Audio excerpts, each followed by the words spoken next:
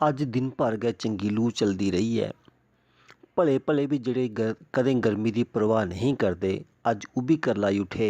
तौबा तौबा बड़ी गर्मी है। उप्परा सूरज तां होआ गै, थल्लै पक्कियां गैलियां लैंटर ते कंधां बगैरा बी तंदूरै आंगर तपे दे ता देआ करदे हे। कूलरें एसियें बी बुझोंदा हा जे इस गर्मी अग्गै आत्म समर्पण करी दित्ता दा होऐ।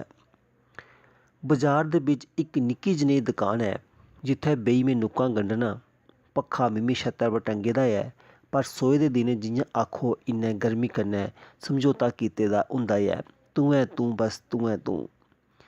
मिगी घड़ी मुड़ी उप्पर दिक्खना पौंदा ऐ जे पक्खा चला दा बी ऐ जां नेईं। हां, स्यालू दे दिनें कुतै भलेखे कन्नै बी चली पवै तां ठंडी ब्हाऊ दे फनूके कन्नै दस्सी दिंदा ऐ भाई में बी इत्थै गै आं। इ'नें दिनें बड़े घट्ट लोक बाजार औंदे न, खास करियै दपैह्रीं दे मौके पर। जिन्ना चिर बड़ा मता जरूरी कम्म नेईं होऐ कोई बी बाह्र नेईं निकलदा। अज्ज दपैह्री मगरा इद्धरा प्हाड़ै आह्ली बक्खी दा इक काली घटा जन चढ़ी आई। ङारे भरांदी धुप्प गैब होई गेई। मेरे आंढी गुआंढी किश दकानदार बाह्र निकलियै क्याफे लान लगी पे जे चंगी घटाइयां बरखा बरग जां नेईं, जां छड़ी ऐंधी धूड़ घट्टा गै आना ऐ। किश गै पलें च बड़ी सोह्नी सुहामी ठंडी ठंडी ब्हा चलन लगी पेई।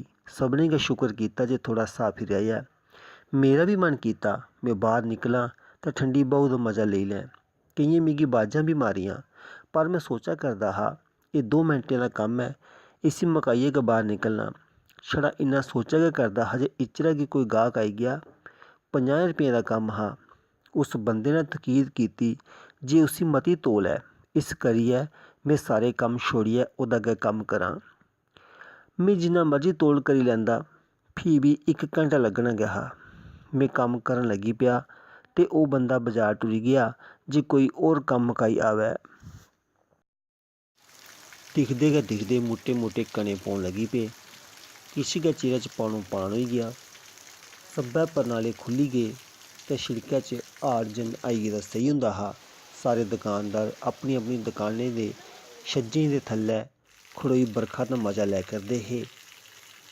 ब्हाऊ करी बिच्च बिच्च फुहार जन आई इ'नें बाह्र खड़ोते दे लोकें कन्नै छ्होंदी तां उ'नेंगी अजीब किस्म दा सुख मसूस होंदा, जेह्ड़ा उं'दे तन मन गी तृप्त करने लेई काफी हा। एह् पल कुसै सुर्गी नजारे थमां घट्ट नेईं हे। तोबाहीं मेरी दकाना दे अंदरै दा मौसम अजें बी उ'ऐ जनेहा हा, गर्मी ते गुम्मे कन्नै भरोचे दा। मेरी पिट्ठी पिच्छें दी कंध अजें बी उ'आं गै तपै करदी ही। मेरा मन करै करदा हा इ'नें त्रप्पड़ें गी छंडियै परै मारां ते बाह्र नस्सी जां, पर में इ'यां नेईं करी सकेआ। में 2 बेड़ियें उप्पर सोआर हा ते इत्थै मिगी एह् फैसला करना हा जे मेरे लेई केह् जरूरी ऐ, सुर्गी नंद जां 50 रपेऽ। जदूं कि एह् नंद में कल्ले ने लैना हा ते 50 रपेंऽ कन्नै पूरे टब्बरै।